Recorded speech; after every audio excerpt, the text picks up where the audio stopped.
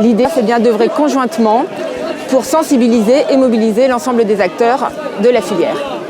Nous avons deux objectifs principaux. Le premier, c'est bien sûr d'accompagner les commerçants de façon à ce qu'ils trient mieux. On a aussi un autre objectif, accompagner cette collecte des biodéchets pour aller demain vers la méthanisation.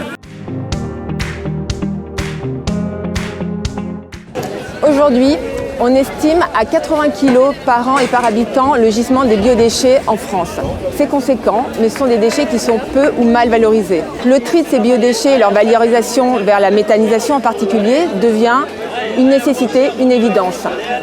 Ainsi, on participe également à la contribution de l'indépendance du territoire énergétique, puisque progressivement, l'objectif du territoire francilien, c'est de remplacer 20% du gaz consommé en Île-de-France par du gaz vert horizon 2030. Donc il y a une vraie problématique sur les déchets, on est débordé de déchets.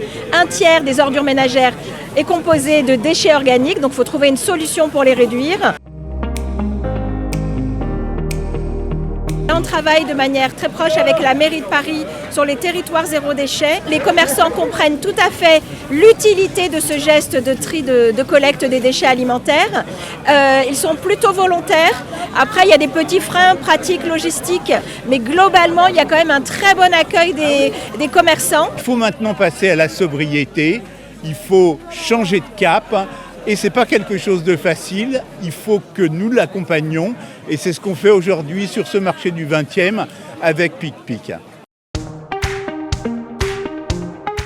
Trier ces biodéchets, c'est un acte éco-citoyen qui va contribuer activement à la transition énergétique et à la production des énergies renouvelables sur le territoire. Ça doit être l'affaire de tous. Demain, auprès du grand public, nous irons encore plus loin et c'est notre volonté. Toutes les actions vont dans le bon sens.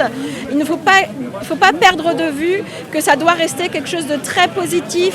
Les gens vont jouer le jeu à partir du moment où ça ne va pas être une contrainte pour eux.